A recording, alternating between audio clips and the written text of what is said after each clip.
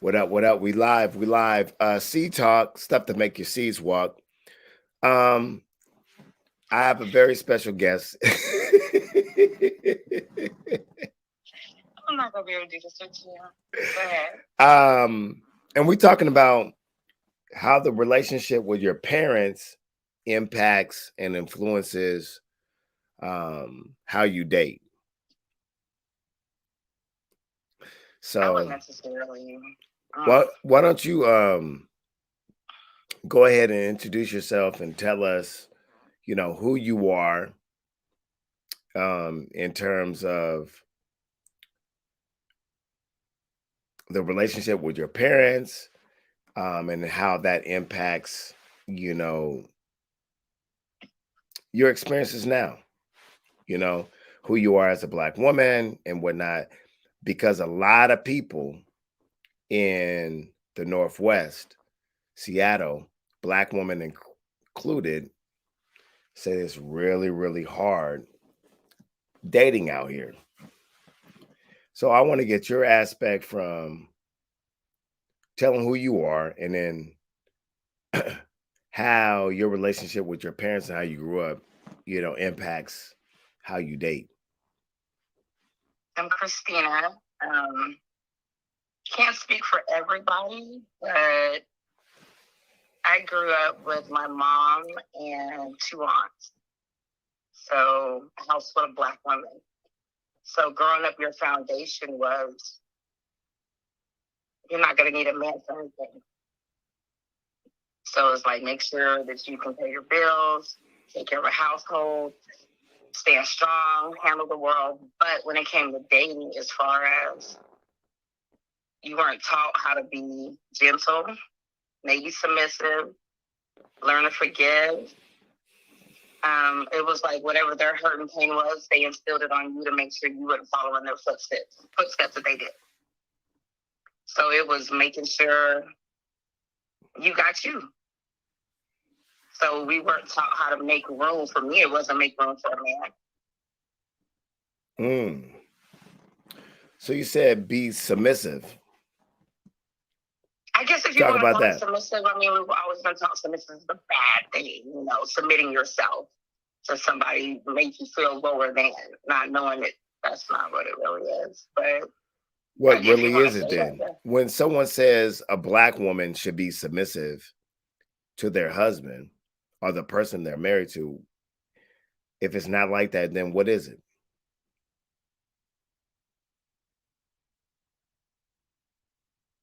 Like I said, I guess it has to be a thing with power and control. You were taught to be in control. So trying to relinquish that to somebody else, it's going to be hard. Because now I got to trust you and make sure that you hold up your end of it. The minute you don't, it's a wrap. Not knowing, give him time. Let him try to grow and fix it or try to grow into something or, work on his issues. It was like, you're not doing it right. You got to go. Next. Hmm.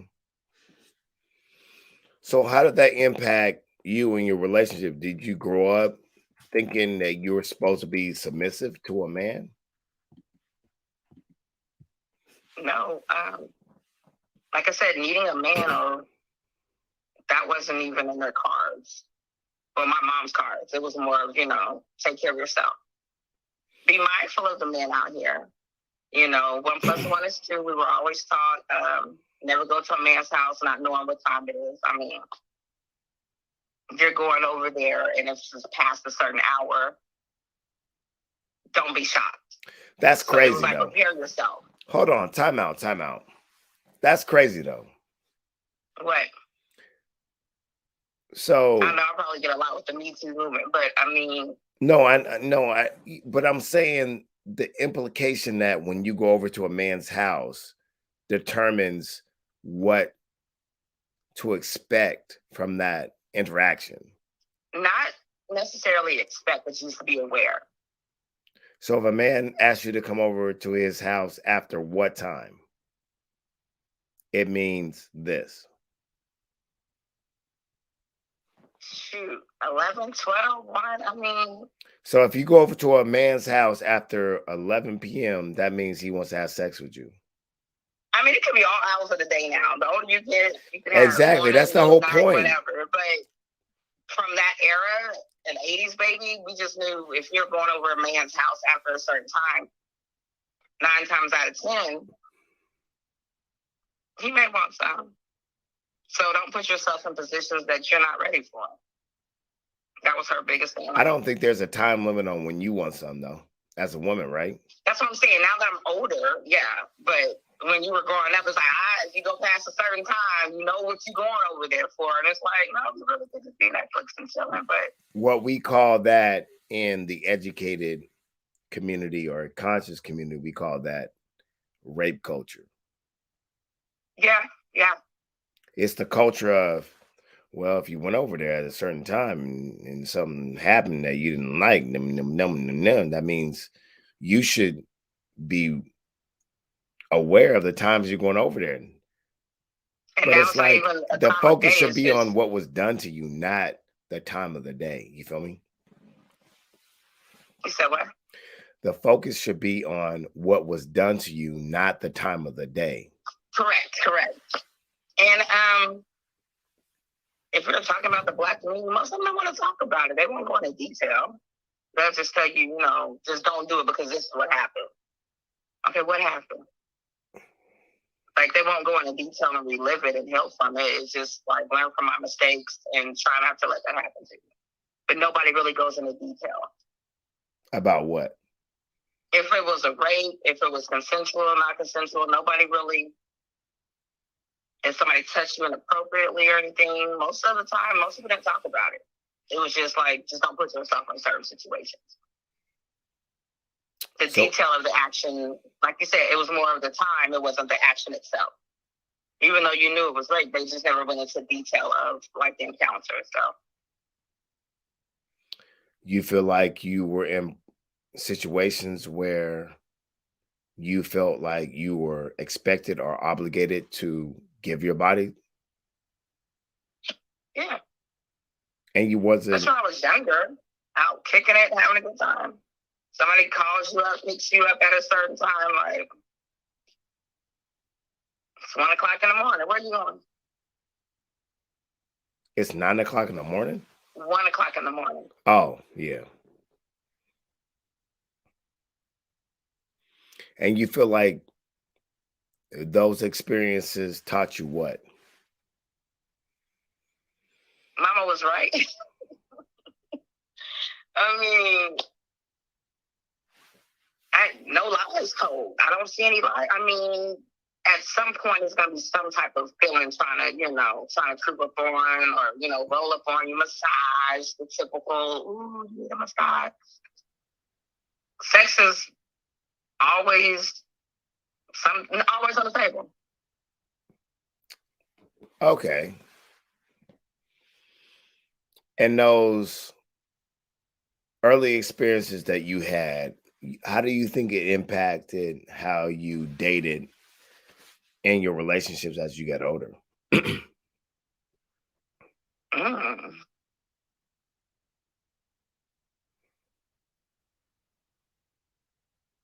I think I became the one that would, be honest with you, like initiate it when it comes to sex. Like if I'm feeling you, I'm gonna go ahead and jump to it so I don't feel like maybe this is the whole setup. So if I'm feeling you, I may make the first move or whatever. But I felt that was my way of controlling the situation. If I initiated first, even though you're thinking about it, I just, I was the one that made the first move if I was feeling you. But I wouldn't put myself in situations where, to be honest with you, a man that I wasn't attracted to. So you feel like you initiated it, gave you some control, some management that you felt like you were missing. You said what? It gave you control and management that you felt like you were missing. I mean,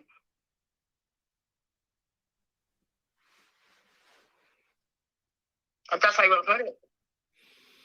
Yeah, because I think that when we look at um, human interactions and dynamics, like a person who initiated and a person who's sitting back receiving it, those are two different unique positions.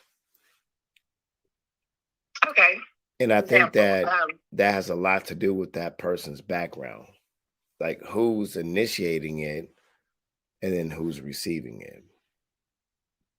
And then there's their intersection between, like, two people are thinking the same thing. So they're even like initiating it at the same time or they're receiving it at the same time. But you being an initiator, it speaks volumes of, how you're trying to control the situation or manage the situation. Yeah. I mean, case in point, I think most women get, for instance, if it's oral, if you're initiating or if he's hinting or trying to push your head towards it, it's a turn off. But if I initiate it, it's because something I want to do. We might be thinking the same thing, but if you automatically reach in and I may really want to, but since you did that, no, let me want to do it. Yeah. And how has that unfolded in your relationships? Like, where's that come from? Like, because I'm seeing like you want to be in management of it. You want to be in control of the relationship. I told you how I was raised in control. So that's all areas of my life. Well, you said a little bit. Like, where does that, where do you think that comes from though? When I say control, okay, so growing up in Texas, like I said, my 2 aunts were with us. There was myself, my brother and sister, and then 5 other cousins. So there was 8 kids total. I was the 3rd oldest, the girl. So who was I responsible for everybody when everybody left, when the adults left? I had 5 little ones to look after. So I started with control at a young age. Being in control, making sure you're doing this, you're doing that gets done, that gets done. So I've always been in control, since I can remember. So how does that play a role? Foundation, like you're responsible for them. So how does that play a role with, when someone approaches you, and wants to entertain a relationship, if you're the person who is used to being in management and being in control, like how does that play out? When you go into a relationship, how does it play out? You gotta be a strong individual with me, first off. Be secure in who you are. Know what you're talking about. Know that you can back it up. You can actually not just speak it, you can walk it. Then yeah, I'll relinquish, I'll step back. But if you're not doing what you're saying you're doing, if there's nothing about you that I'm seeing that you can lead and handle business, then no. I'll probably walk all over you or I won't be interested. So you say you really have to be secure. So you say you'll walk over someone. I'll get my way. Not walk over as a bad thing. But if you say no, I'm going to get a yeah. Eventually. You spoil. Spoil. Just find other ways. Like, okay, I don't have to go through your front door, but your back door is open, a side window. I can get in there. It just won't be the way that you expect. Okay. And that characteristic that you're talking about, like you're gonna get in.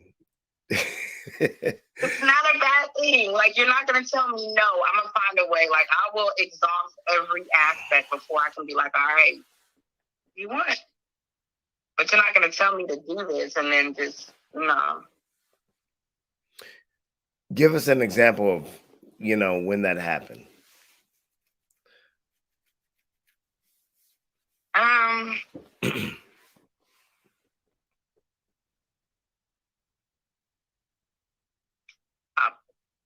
It's not about, okay, it's a good thing. With my home-based business, I have an in-home salon. Most people would say, oh, it's not going to last that long because it's in the in-home and you got, all the odds against you. Most people won't feel comfortable. 10 years later, it's booming because I was able to offer somebody something different. Yeah, it looks different on the outside, but it worked out. You were offering personalized one-on-one service where it's just you and I, as opposed to you in a salon with everybody, in your business or you're waiting. Once you come in like we're getting started, especially when COVID happened. A lot of people had to shut down because it was like, oh, got to have a brick and mortar, got to do this, and that. Did you really give a business example? I did, because it was like, everybody was like, no, you're not going to do this. It's not going to work. Or, you got to make sure you have a brick and mortar. It has to be done this way to survive and thrive.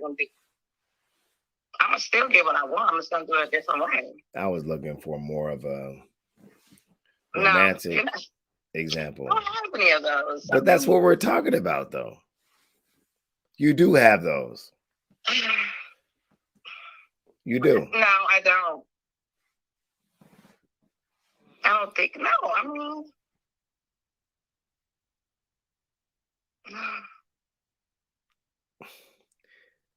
you haven't seen it played out in your relationships where you have to be in management, you have to be in control, you have to take the initiation. I mean, I have. I mean, that's been all my relationships. Okay, then. That's been all of them. I mean, if it's working the way that I have it set up.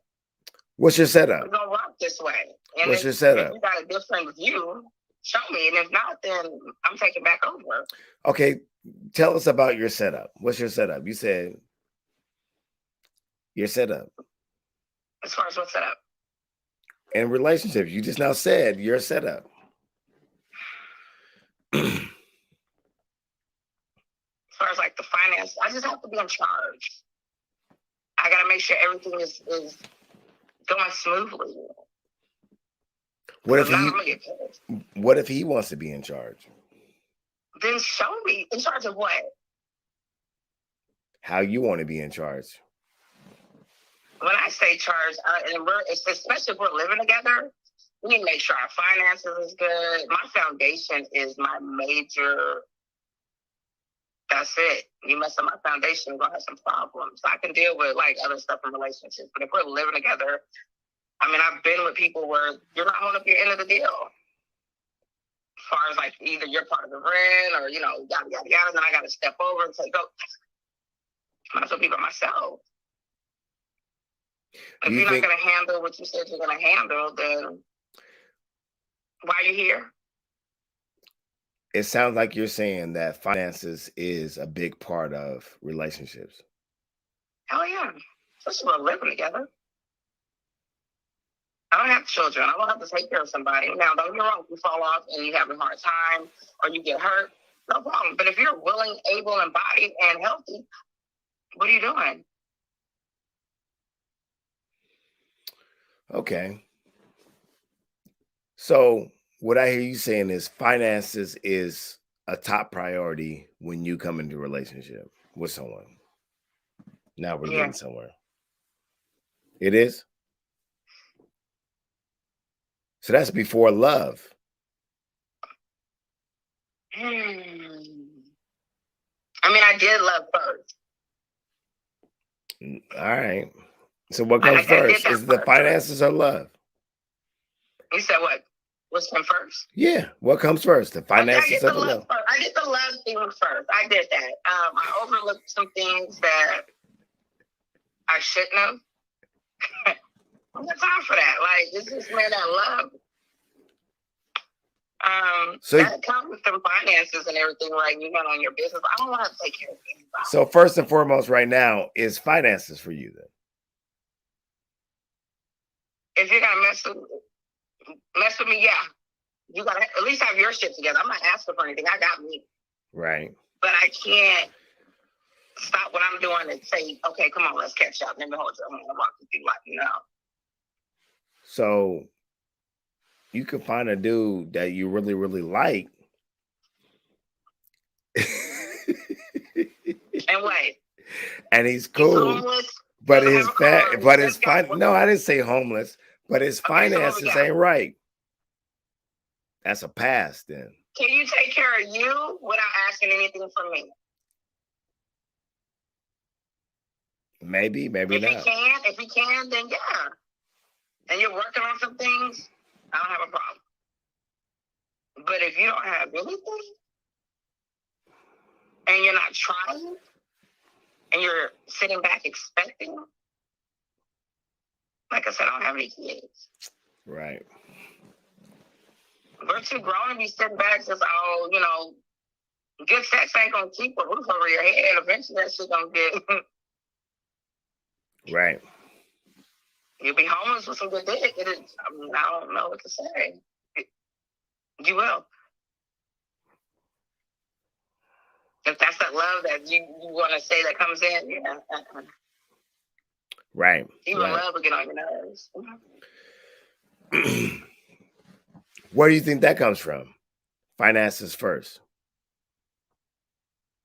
For me, experiences. Oh, you've had to financially take care of a man before. More than I wanted to, expected to, and yeah. So from this day forth, no, you gotta come with something. Has a man ever taken care of you financially? Yeah. Oh. Okay. So you know how it feels then. No, those are two different situations. Shall we elaborate? Okay. When you meet somebody and they're offering to help take care of you, whatever needs or whatever, that's not putting it, well, I don't know if it's putting a strain on them, but they're offering it, so the strain is going to be on them. Now, if we're together and I'm constantly having to pick up your lack, I don't want to do that all the time. So with somebody offering and knowing, as opposed to somebody blindly walking into some shit like I had no idea you had the shit together. Two totally different situations. All right. So that's his situation. What was yours? When someone was taking, you said someone was taking care of you. Oh, I still have my business, everything. I mean, I was always taking care of myself. I'm always taking care of myself. No, I'm saying this was added extra. It was what I'm saying is you said there was a time where a man was taking care of you. Yeah, but that doesn't mean I stopped taking care of myself.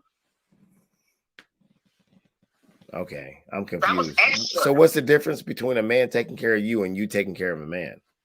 Okay, so let's just break this down. Okay, so that was basically a whole sugar daddy situation. Let's be real. That's exactly what that was. I still have my own apartment, my business. Wes was still in school. Like, I'm handling my business. It wasn't like I went searching. Hold on a second. Like, hold on. Time out, Cece. Not needing. Now, if you're offering, hell yeah. So you had a sugar daddy. You had a sugar daddy. Yeah, exactly. What is a sugar daddy for people out there?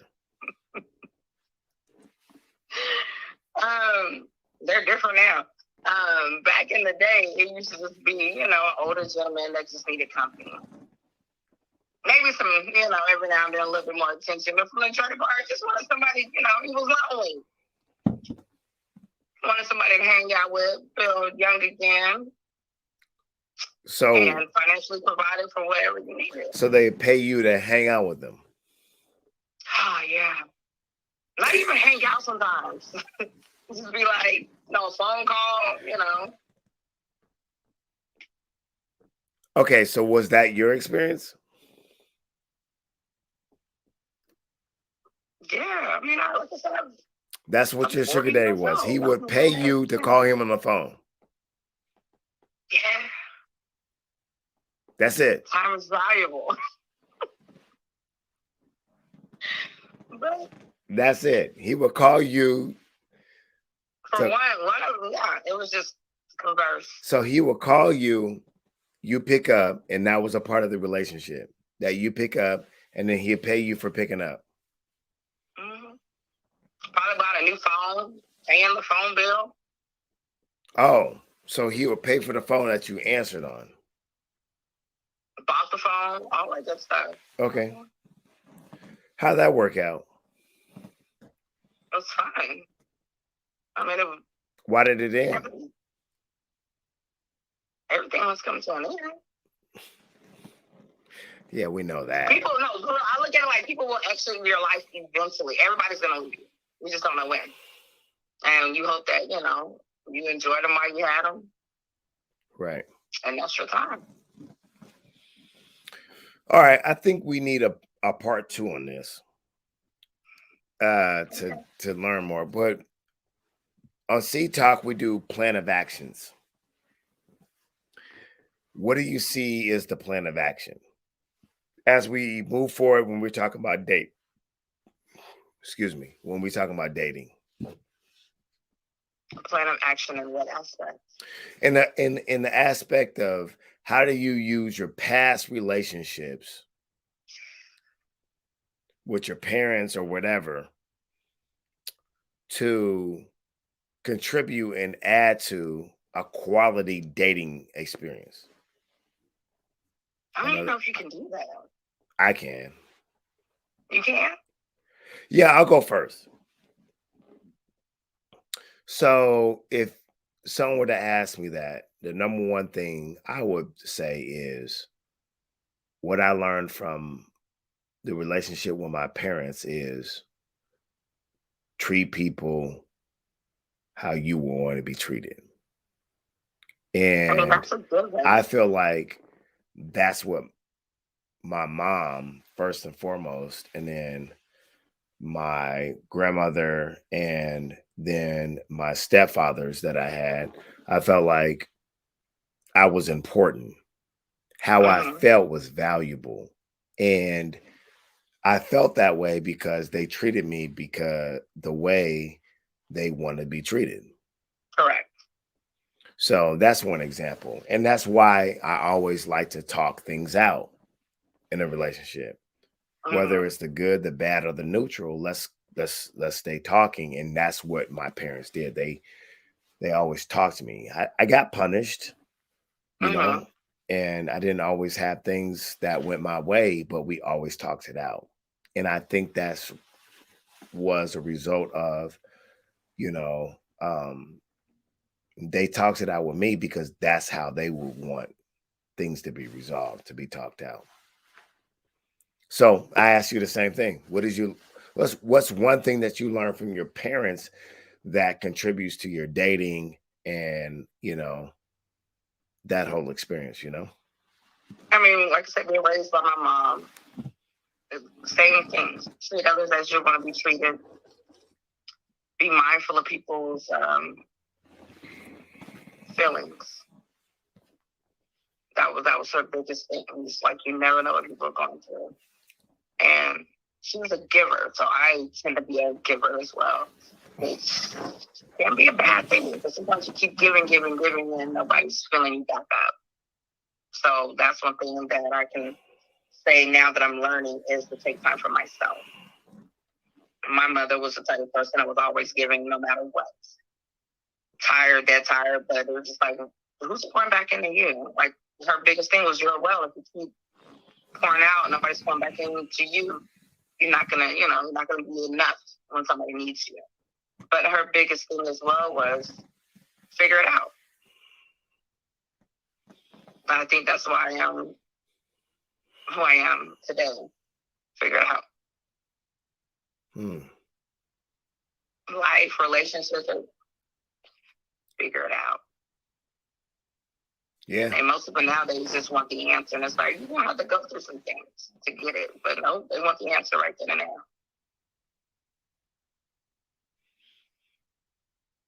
Yeah. Sometimes the answer is the journey to the answer. So, like, if you say the answer to something in your relationship is the destination, and that destination is B, but you're starting at A. Sometimes the answer is the travel of the journey between A and B. You may never ever get to B, which is your destination. The answer is the actual travel from A That's to right. B. Feel me? Well, This is like me mentoring and telling kids go left instead of going right. Why? You don't want to go that way. I'm telling you. But that may be their journey to go that way. Like you said, the answer may be in there. right. All right, C Talk. We need a part 2. You know, it's your guy Logic. I'm in, and then CC. Part 2 is in order. On this whole exploration and explanation of what we call dating. Mm. All right, we out. C Talk. Share this video. We're